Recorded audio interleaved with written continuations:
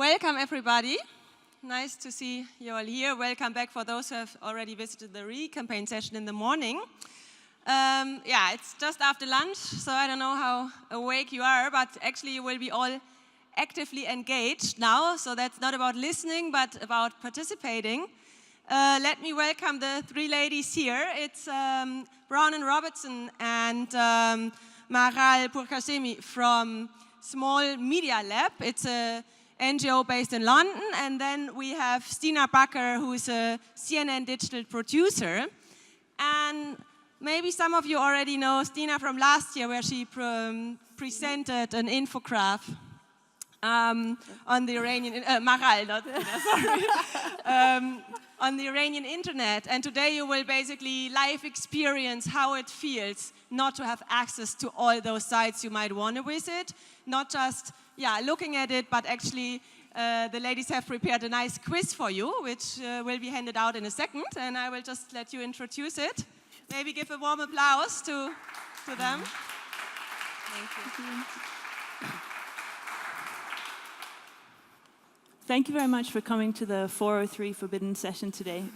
Today we will tell you the story of the Iranian Internet. Well, at least a small part of it, because it's a very complex and convoluted thing. The story that we'll tell you is not really a fairy tale, so please don't hope for a happy ending at the end of it.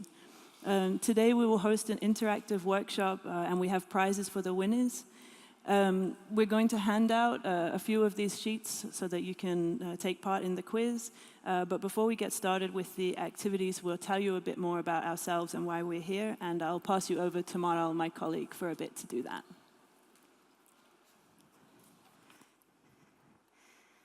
Hi, my name is Maral. That was Bronwyn. Stina is sitting there. And Bronwyn and I, as already introduced, we work for Small Media, a non-profit based in London. And Stina is a digital producer for CNN, and she's here to help us to create a unique experience for you guys. We've all spent time in Iran, and it's a place we hold dear to our hearts.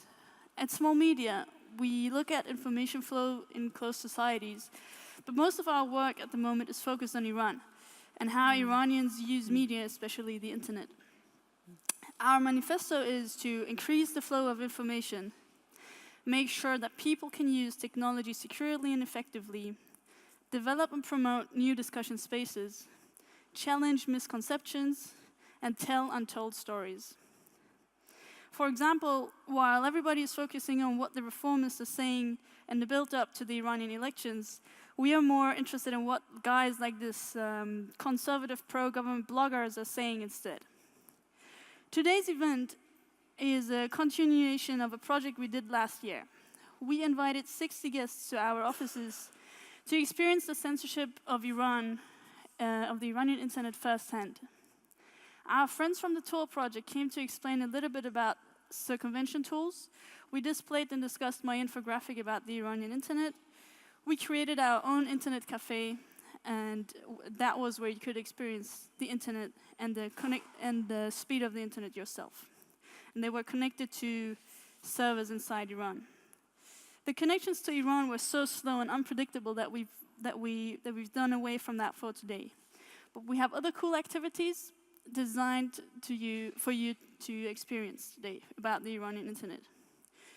Okay, so usually people talk about this issue, about the Iranian Internet, in a very serious way. And we do that ourselves sometimes as well. But for us, this is a great chance to engage with this topic on a different level. I would say we should get started. Stina will explain the first challenge for you today. All right, for the first challenge today, we're all in the process of giving you a card called 3 words. On this card, we want you to write down 3 words that come to mind when you hear the words the Iranian Internet. How would you describe the Iranian Internet? You will have 1 minute to fill in this questionnaire, and don't forget to write your name down as well, and I will collect the cards, or Kesti will collect the cards when you're done.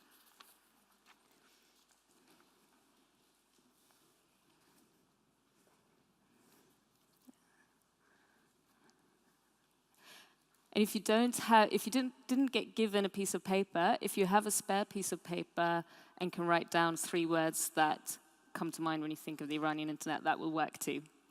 Brilliant.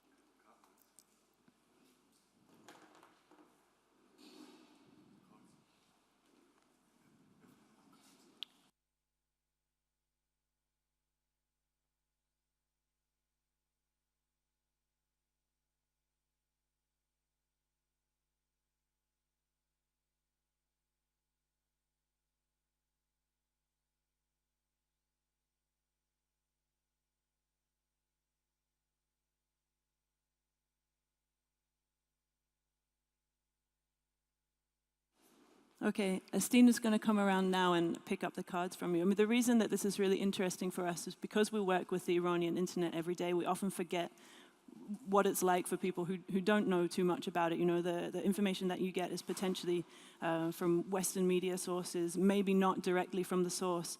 And we want to know what it is that people really think about the Iranian internet so we can challenge those ideas with our work. And even though it's part of my job to answer questions about the Iranian internet, I still have so many of my own, and I keep getting new questions every day. One of my biggest questions about the internet is, why does everybody spell it with a capital I? Some argue that it's a one specific place that people visit, but it's not a country. You don't buy a ticket to go there and take a couple of photos and then come home and tell your friends about it. While it might be all interconnected, what we realize through our work is that the Iranian internet, or the internet that Iranians use on a daily basis, is very different from the internet that we use. The internet is accessed in different ways and for many different things, but the only common thing is that it's a source of information, however restricted that flow might be. Nobody capitalizes the words radio, television, or newspaper, and the internet is a medium, a resource, a technology. But it's only by looking at how it's used in a particular place, time, or space that we can really understand the true meaning of it for the people who use it. It's a practical tool, but it's not without risk. So I ask, is it a public space or a private space? Is it a political space or a human space, an economic or a social space, and so on and so forth? Well, of course, it can be all of those things. And when I was living in Iran for a year researching about underground rock music, my friends were recording a song in the privacy of their own home with their computers and uploading it to the internet, selling it via the iTunes store. And they may have been singing about wanting to break free of oppression. So, in fact, they've broken free of all of those confines that we want to put onto the internet. Through our work with small media, we've spoken to Iranians who've been arrested for owning satellite dishes, for online entrepreneurship, for publishing unofficial books, for loving somebody of the same gender, for distributing music without permission, for publishing a blog post, or for developing software. But these so-called criminals are usually charged with espionage, deviancy, being a threat to national security, or conspiring against the state. But the rules in Iran are arbitrary and contradictory, punishments are unpredictable, and the red lines of what's permissible at any one time are definitely not drawn in permanent marker.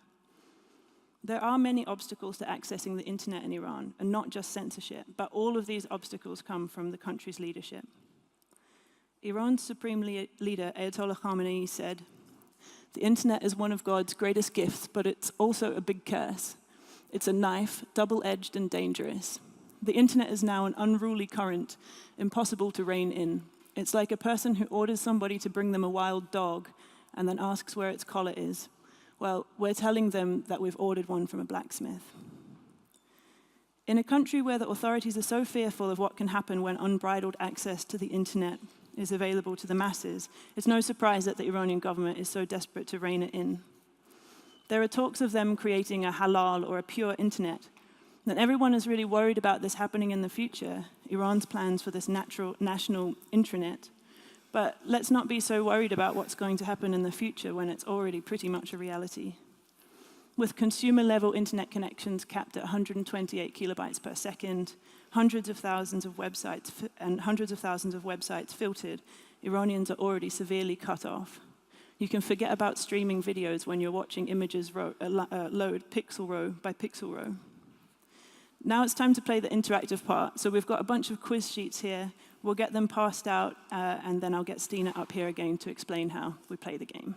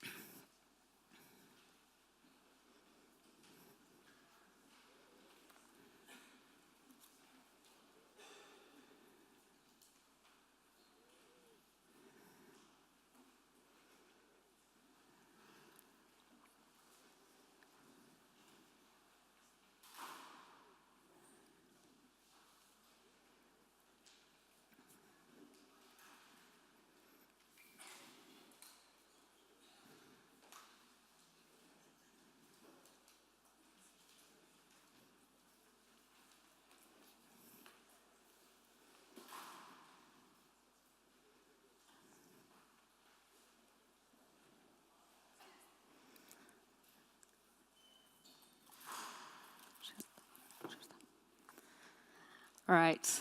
While Maral and Bronwyn finish off handing them out, I'll just tell you a little bit about why we're doing this. So this part of the quiz is called Republic Quiz. And we all live in London, where pub quizzes are very popular, and it's an iconic social activity that you do during the week to pass the time. And people take this pretty seriously. So this part of the challenge is where we test your general knowledge about the Iranian internet. Don't worry, there are all multiple choice questions, so if you need to guess, you have 1 in 3 chance. There are 3 rounds to this quiz. And we'll go over the answers after, in between each round, sorry. Please don't forget to write your name on the top, because the winners of today's quiz will receive a small prize. After each round, we'll get you to pass your quiz to your neighbor, and that neighbor will then correct your answers. So, does everyone have a quiz sheet? Yep. Okay, so time for the first question. This first round is called, Is That a Fact? And the first question is, according to the International Telecommunications Union 2010 report, what was Iran's internet penetration rate? A, 18%, B, 28%, C, 38%.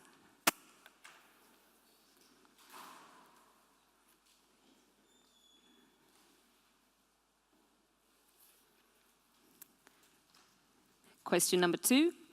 In 2010, what did Iran's Statistics Center say was the penetration rate according to a nationwide survey they conducted? A, 11%, B, 21%, C, 31%.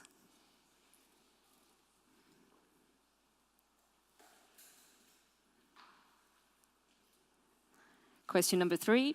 According to a recent study by Iran Statistics Center, how many Iranian internet users still use dial-up connections? A, 74%, B, 84%, or C, 94%?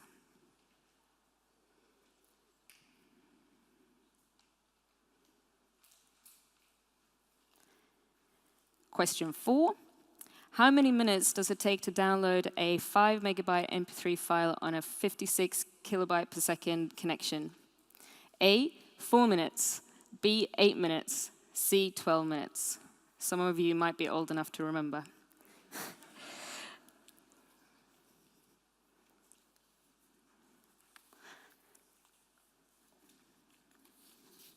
All right, this brings us to the end of round 1. Please swap your cards with your neighbor.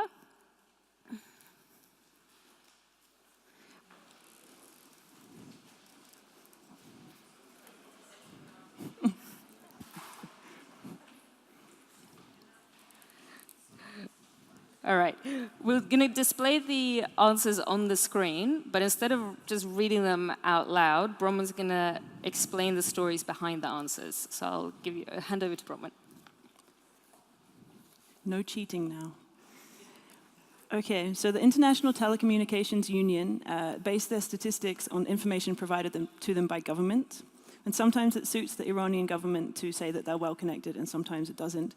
In this case, the government calculated the figure that they provided to the ITU by forecasting the number of potential users based on the available bandwidth in the country. So therefore, while 38% of Iranians could have been online in 2010, the nationwide survey conducted by Iran's Statistics Center showed that only 11% of Iranians were online. 84% of those users surveyed in 2010 were still using dial-up connections. And it takes 12 minutes to download a 5 megabyte MP3 file using a dial-up connection. Upload speeds are much, much slower. A friend of mine said it took him 4 days to upload his band's first album to the internet in 2006 over his dial-up connection. So the answers, again, were C, 38%, A, 11%, number 3, 84%, B, and number 4, C, 12 minutes. Does anybody need any of the answers repeated? Are we good to go? Yes, which one?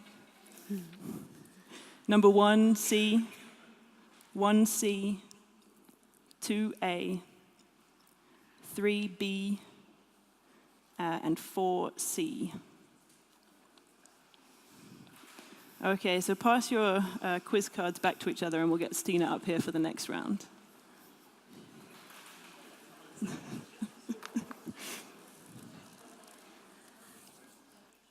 All right, I hope you all did okay. It's time for the second round, which is called Big Brother Tactics. And anyone who's ever been to Iran will have seen 2 photos displayed everywhere you go. The first one is of Iran's first supreme leader, Ayatollah Khomeini, and the second one is of his successor, the current Ayatollah Khamenei. And it doesn't matter where you go, if it's a hotel, if it's a restaurant, if it's cyber cafe, they're there. So the first question of Big Brother Tactics is, in March 2012, Iran's supreme leader created a new agency responsible for managing the country's cyber policies. What did he name it? A, Cyberspace Iran Agency, CIA. B, Supreme Council of Cyberspace, SCC. C, Iranian Internet Council, IIC.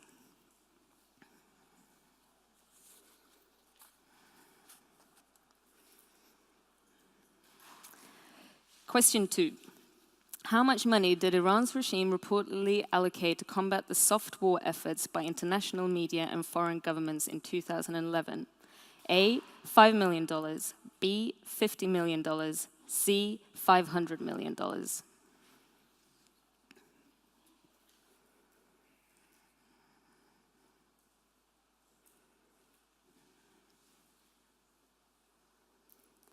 Question 3. On average, how many websites are blocked in Iran per day? A, 25, B, 250, C, 2,500.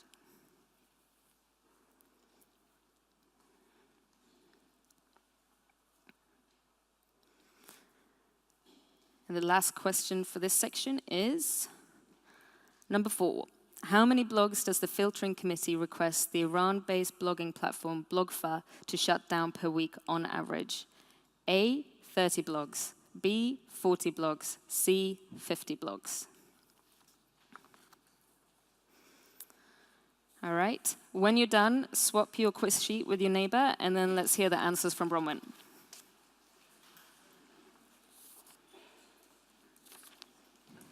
We should have drawn your attention to the prizes you're competing for as well. We've got a few T-shirts for the winners of the quiz and some memory sticks as well. Okay, have you all swapped? Or are you just going to maybe mark your own and give yourself 100%? In March 2012, Iran's Supreme Leader Ayatollah Khomeini formed B, the Supreme Council of Cyberspace. The SCC brings all of the authority for Iran's virtual space under Khamenei's direct control. The powers of the SCC are pretty much limitless, and all other bodies that used to be independently active in the field of cyber defense in Iran are now under the supervision of this council. After the elections in 2009, during the protest, all foreign media were kicked out of the country, and that meant that news outlets outside Iran had to rely on information coming from protesters on the ground. They would post them on the internet or send them directly to news desks, and the Iranian government saw these interactions as a kind of soft war. In 2011, they reportedly allocated $500 million in their annual budget to combat this soft war. The Ministry of Culture and Islamic Guidance in Iran has pumped more than $50 million into over 40 companies that have signed on to produce digital content in line with their revolutionary ideals. There are also loads of government-supported initiatives promoting blogging amongst its supporters and also members of the Basij paramilitary group.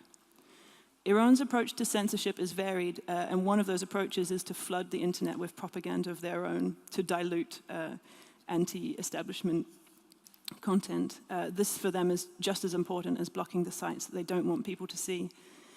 But in 2010, the vice president of the telecommunications company of Iran said that the rate of filtering was around 250 websites per day.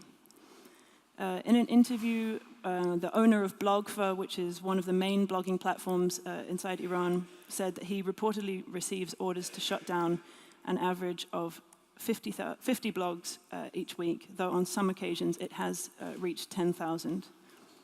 So the answers were, again, B, the Supreme Council of Cyberspace, SCC. So number 1, B. Number 2, C, $500 million.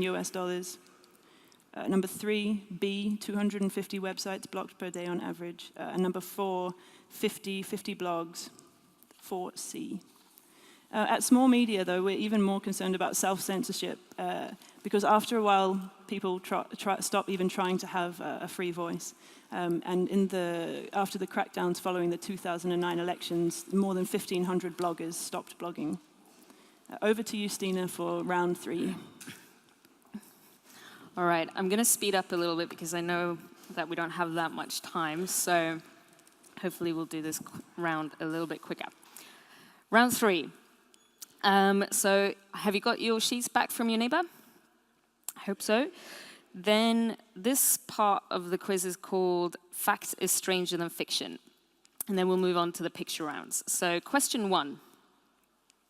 Coinciding with the post-election protests in the summer of 2009, Iran's internet speed experienced a significant drop. What did the regime blame this on? A, heat wave causing servers to break down. B, damaged cables in the Persian Gulf. C, foreign interference.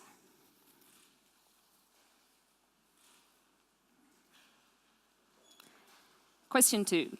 To use an internet cafe in Iran, you have to provide a lot of information, including your national ID number, name, and phone number. What else do you have to provide? A, your father's name. B, your fingerprint. C, a printout of your most recent internet cafe browsing history.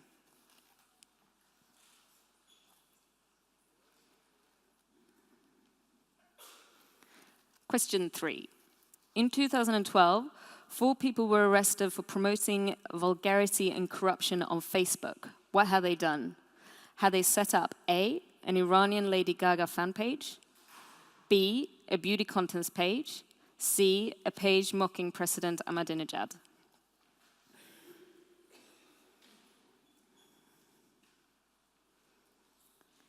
Question 4. In September 2011, a group of people were arrested for organizing an event through Facebook. What were they planning? A water fight flash mob in a park. B, a music festival in a car park. C, a Christian Sunday service in a private house.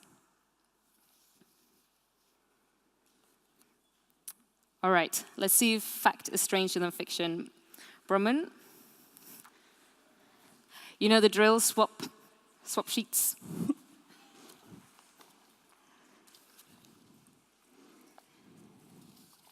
Okay, after the elections in 2009, the government blamed the dramatic slowdown of the internet in Iran that happened during the protests on B, damaged cables in the Persian Gulf. But from the timing, it was pretty evident that it was more to do with the protests. And on protest days, many of the important network ports used for instant messaging and chat platforms were also tampered with, resulting in partial or complete loss of those tools. According to the Iranian cyber police, around 22% of Iranian internet users in 2012 accessed the internet through cyber cafes or internet cafes. They've tried a bit harder lately to control these spaces and have developed a pretty intense set of bylaws called, funnily enough, the Internet Cafes bylaws. Some of the laws are as follows. Staff should be committed, professional, with no criminal record, married, and at least 25 years old. When you go to an internet cafe, you must provide your ID card, your first and last name, your father's name, your postcode and your phone number. Internet cafes have to install surveillance cameras, monitor them 24 hours, keep the videos for at least 6 months, and also keep records of your browsing history for 6 months as well. In January 2012, the authorities arrested 2 men and 2 women on charges of promoting vulgarity and corruption. They had set up an online beauty contest page, which thousands of Iranians had submitted glamorous photos of themselves to. And in 2011, the police arrested a handful of people involved in organizing a water fight in a park in Tehran. The event had over 3,000 invitees on Facebook. So that was, I've forgotten the answers myself now. B, 1B, damaged cables in the Persian Gulf. 2A, your father's name. 3B, a beauty contest page. And 4A, a water fight in a park. Now, the best part of any pub quiz is the picture round. So I'm going to invite our resident design expert, Maral, up to explain how the picture rounds are going to work for you today.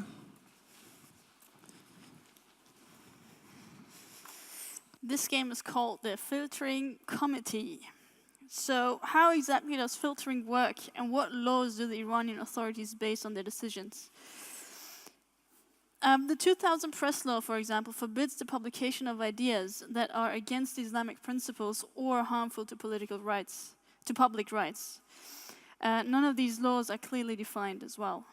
So in 2010, the authorities brought the Cybercrimes Act into effect, and they use these laws to filter and block web content that is considered sexually perverse, obscene, immoral, corrupting, heretical, or in opposition to the principles of Islam, or any other content that is considered as propaganda against the Islamic Republic of Iran.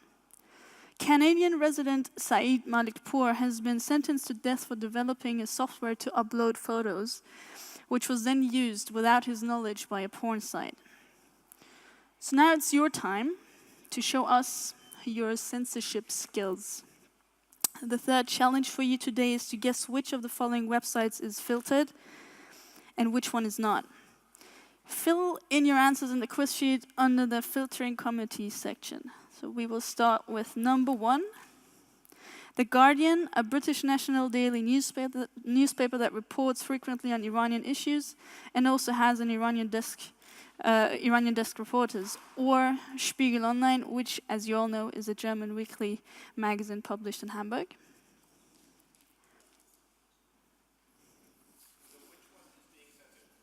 Which one is blocked? Yeah.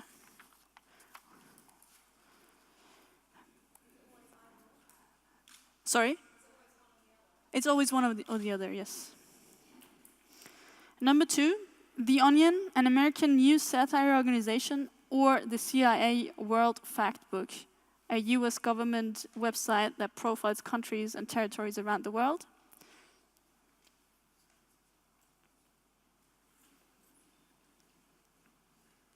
Number 3, Justin Bieber's website, and I think I don't have to introduce you to this website, or the website of Dr. Dre, American rapper, producer, and entrepreneur.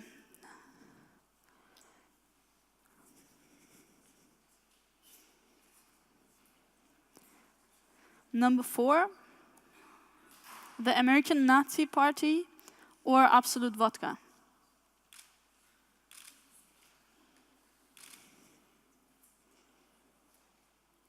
Number 5, Iran Song, a database for Persian music, or Abji's website, an Iranian girl pop group who have openly supported homosexuality and the democratic movement.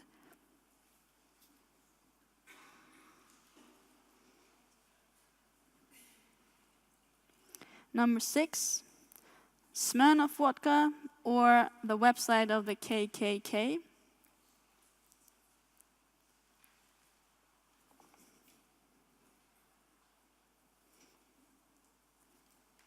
Number 7, the website of number 10 Downing Street, the UK Prime Minister's office, or Mohammad Khatami, the former president of Iran.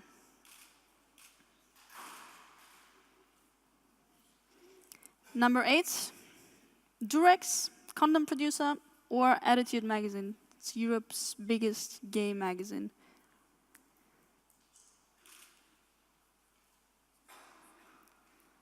Number 9, MTV or TED.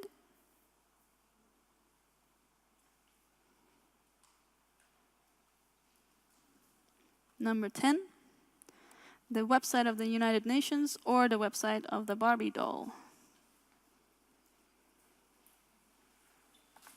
Swap your cards now.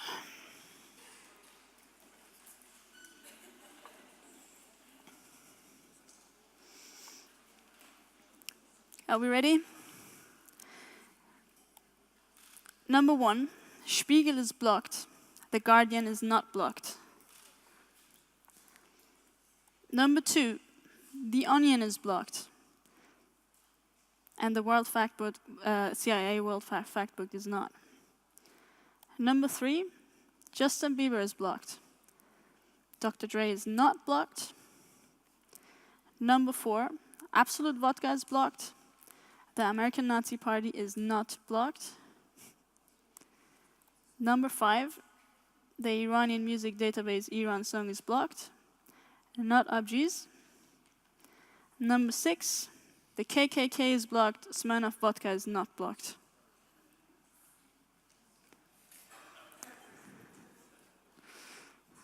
Number 7, former president's website is blocked. And 10 Downing Street is not blocked.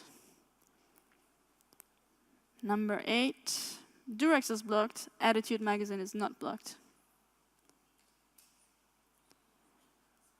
Number 9, MTV is blocked. TED is not blocked. And number 10, Barbie doll is blocked. And the UN is not.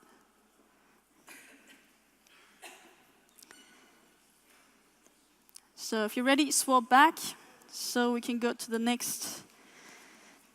last challenge, almost last challenge of the day.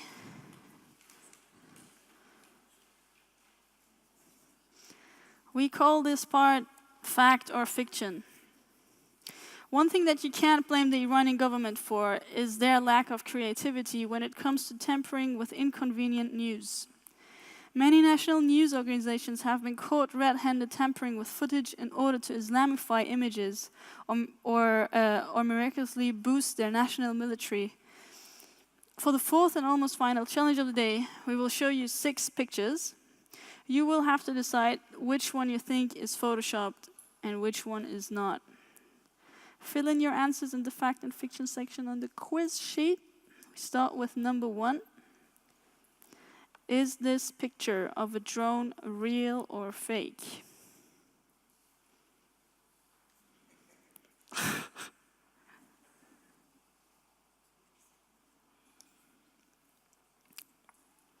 Number 2. Is this picture of EU Foreign Policy Chief Catherine Ashton modified?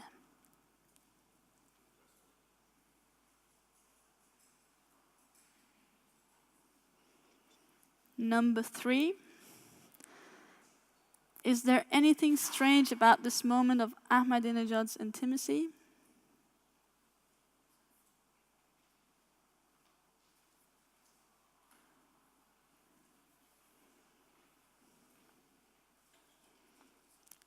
Number 4. Is this jet really on display?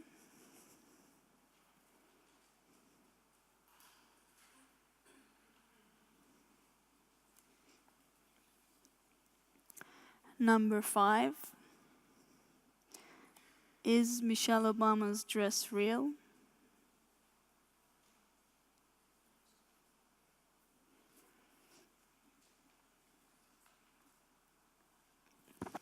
Number 6. Is there anything wrong with this picture?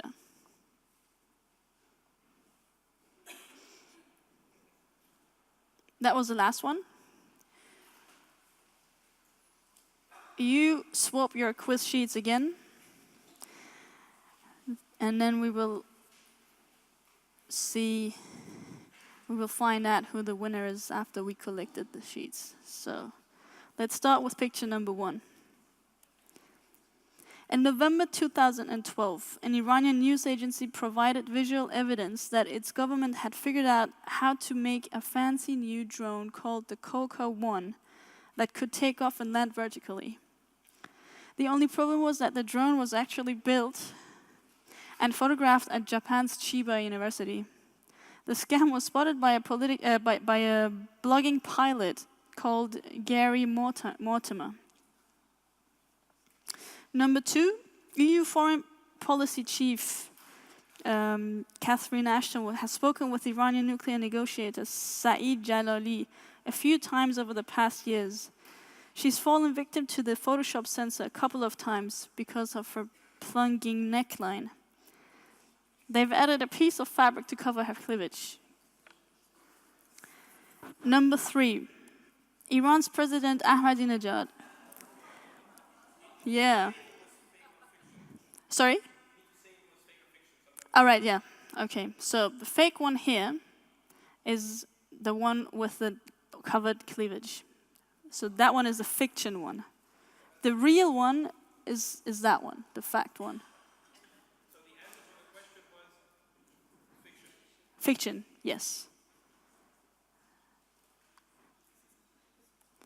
Answer to number 3 is as well fiction. So, here Iran's President Ahmadinejad, he came under fire for embracing Hugo Chavez's mom at his funeral. Unmarried and unrelated Muslim men and women are strictly forbidden from touching each other in Iran. If you think that's intense, Iran's Olympic wrestlers were given grief for shaking hands with the female referees in 2012 in London. So the outrage was no surprise, but the reaction was quite surprising.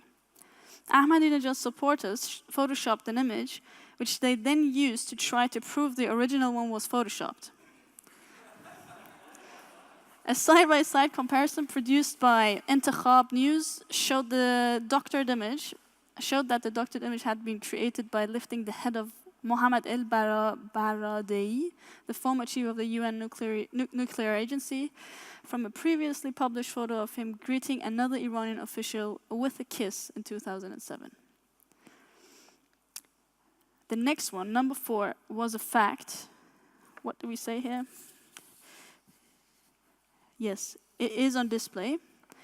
In February this year, Khuz News, a small Iranian news website, released a photo of the new Iranian radar-evading stealth fighter jet Ghahar. The only problem with that plane is that it can't fly. The Photoshop job was spotted by an Iranian blogger who found out that the mountain was a stock image from pickiewallpapers.com. Yeah, and the fighter jet was still very much stuck to the ground. The next one. Michelle Obama's dress was not real in the original picture. it was a fiction. There's a lot of irony in this picture, because Michelle Obama is delivering the Oscar for the Best Picture to Argo, a movie about the Iranian hostage crisis. And that really pissed off the clerics. When they wanted to report on it, they decided her outfit was lacking and used a bit of the clone tool to make her more modest.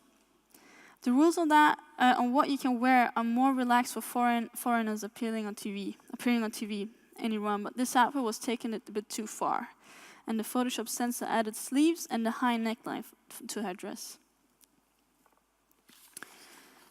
Number 6. The one that we showed you was a fact.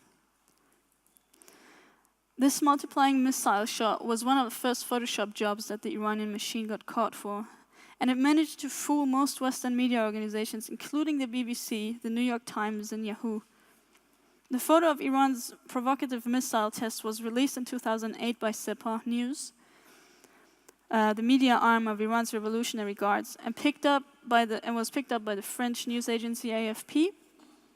In the original image, you can clearly see that one of the missiles failed to launch, something that the Iranian government clearly didn't want us to see.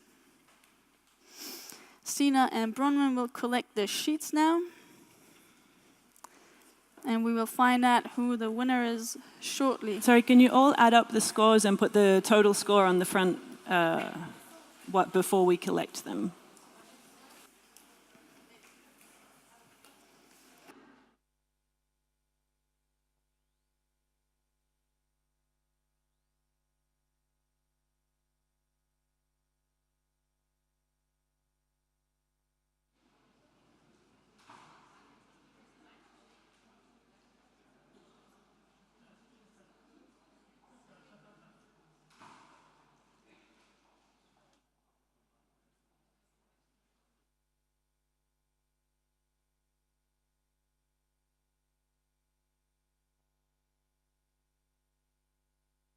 Sorry, total scores on the front page, please.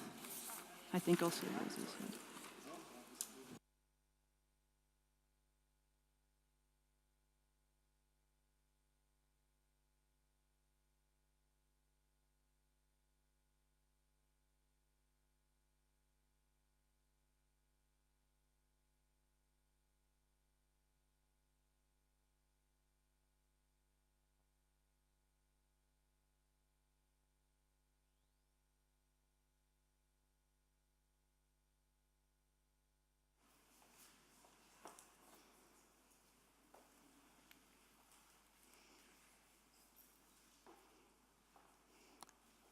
Do we have all sheets?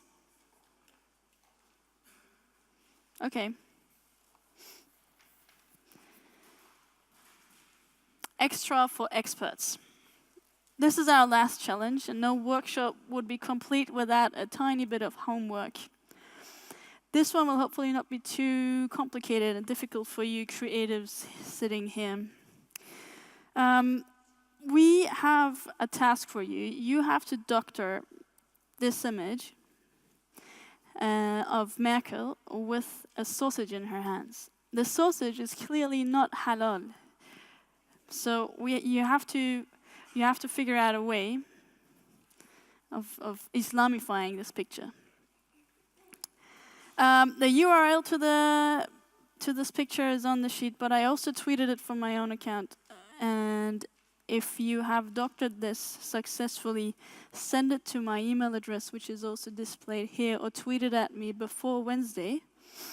And then we will decide who's going to win a really cool prize, and we will send it from London to whatever address you will give us.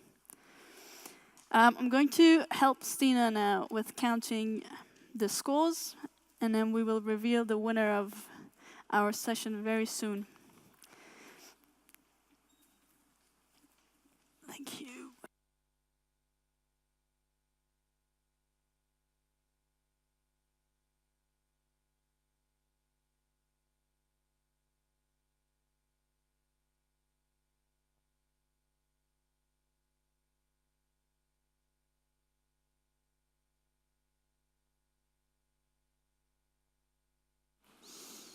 Just while they're counting up the scores, I'll offer a few concluding comments as well, because it's not just the policies of the Iranian government that worry me. We're also really concerned about, for example, the wording of some international documents which seem to facilitate the violation of human rights in Iran.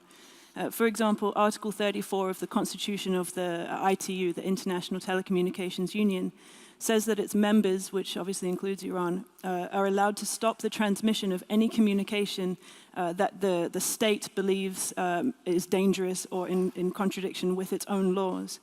Ironically, just as Khamenei called the internet a double-edged knife, the ITU actually used the same metaphor when I was in a meeting with them 2 months ago in Geneva. They said that they couldn't be held responsible for any violations of human rights that happened, for example, because of their standardization of deep packet inspection technology, which we know is one of the ways that the Iranian government managed to entrap political dissidents and actually ordinary people going about their everyday life online in Iran. The ITU said to me, well, when somebody's murdered with a knife, you don't go back to the manufacturer and complain. But I'd quite like us to complain, actually, because when gay in Iran is contrary to the laws and is punishable by death, when belonging to a religion not recognized by the state or converting from Islam to another religion is contrary to the law, dangerous to national security and punishable by death, and when organizing a peaceful protest in public is considered dangerous to national security, a deviant act, I think we need to get a bit angry about the lack of concern from organizations such as the ITU, and that certainly happened last year at the Wicked conference anyway. Then there's Facebook. Some of the pages that my organization support, even though they're based outside of Iran, have had all of their promotional options deactivated simply, well, we assume because they're in Persian. The sanctions rules have been changed to allow a freer flow of information, but Facebook is not particularly forthcoming when we turn to them for guidance. Maral has tweeted, that's her Twitter handle there, a link to a Facebook page. It's called, the translation of it is Campaign to Gang Rape Amir from Gugush Academy. It's a television show on a satellite station broadcasting from London, similar-ish to X Factor or American Idol. The page has nearly 6,000 likes. Not only have I reported the page, many other people have, and I'd really like for you to do that today if you can, because the page is pretty clearly in violation of terms 6 and 7 of Article 3 of Facebook's Terms and Services, which says you won't bully, intimidate, or harass any user, and you won't post any content that is hate speech, threatening, or incites violence. Now, I've had friends who've had photos removed for much less, but this page is still online.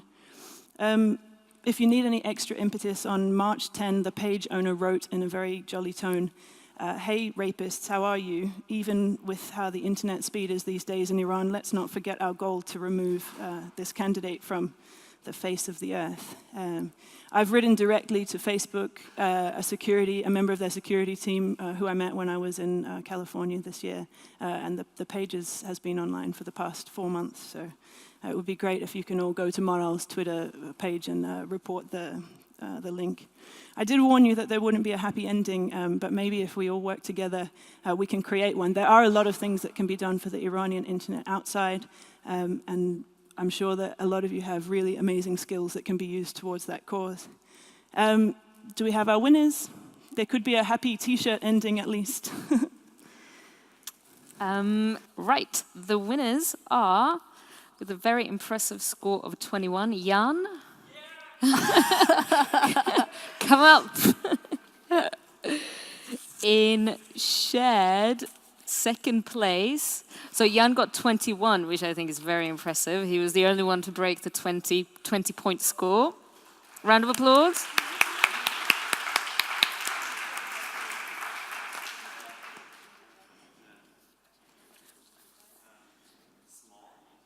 We only have medium and large. Sorry. And the 3 joint second places are HT on 18 points, Elena on 18 points, and Antoinelle on 18 points. Come up and get your prize.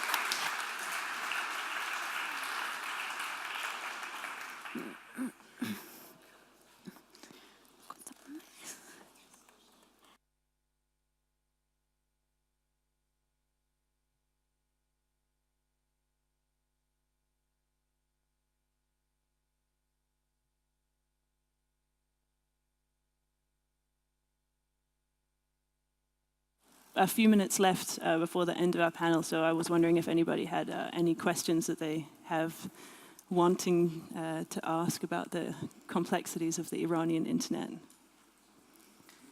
VPN, for example, does that work? Or? VPN does sometimes work. There has been an instance recently where they've managed to stop VPNs from working as well. I guess there is always the old adage, you know, when there's a will, there's a way. It's a pretty complicated way, and for the average Iranian internet user, it's not something that, you know, you can just access Facebook just by signing on. But there's definitely still a lot of Iranians online, but it is very complicated to get online. Twitter and Facebook are directly accessible or not? No, all social media sites are banned or blocked. But the Supreme Leader has a Twitter account, so there's another irony for you. Are there any more questions? Yeah. Oh, sorry. Sure.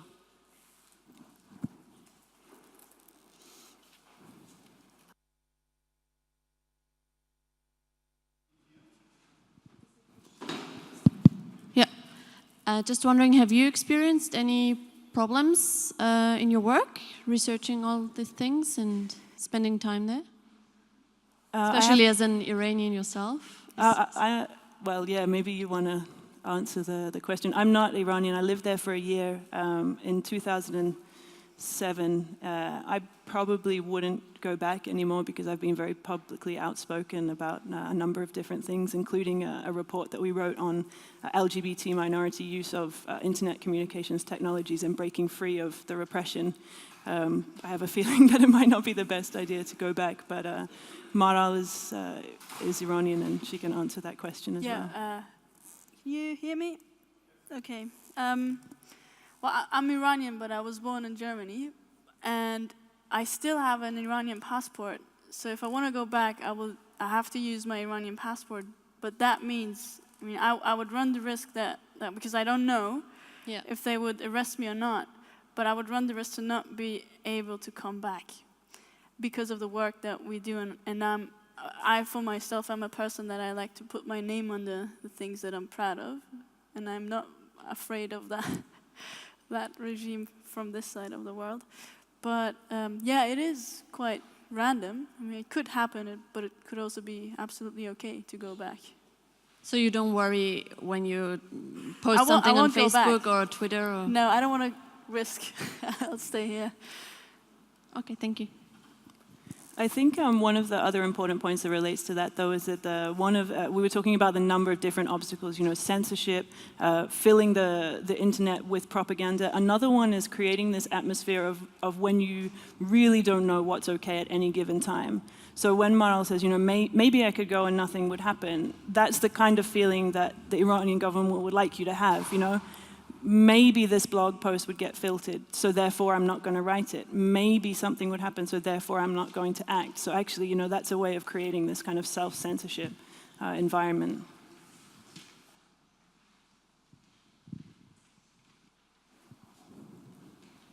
Are there any other questions? No. Yeah? Iran in particular. Oh, thanks. I was just wondering why the focus on Iran in particular. I hadn't heard of your organization before, and I checked out the website, and everything seemed to be about Iran, when there are so many other countries where internet censorship is a big issue. Yeah, absolutely. We're a very small organization, but rapidly growing. Our motto is to increase the flow of information in closed societies, and we hope that a lot of the sort of methods that we design that can be applied to Iran can then be applied in different contexts. So there is some work that we can't talk about in public because of the participants that are involved and not wanting to create a risk for them, but it has been applied in other sort of geographic contexts where it would be important as well. I completely agree. We need to move into other areas as well. But for example, we're hosting a workshop in London where we are bringing experts from Decode Global and New Media Networks to create kind of a best practices guide for Iranians to use mobile phone games and story to address taboo topics. And so that kind of guide will be available to be translated into other languages and is mutually applicable to other countries as well, but absolutely.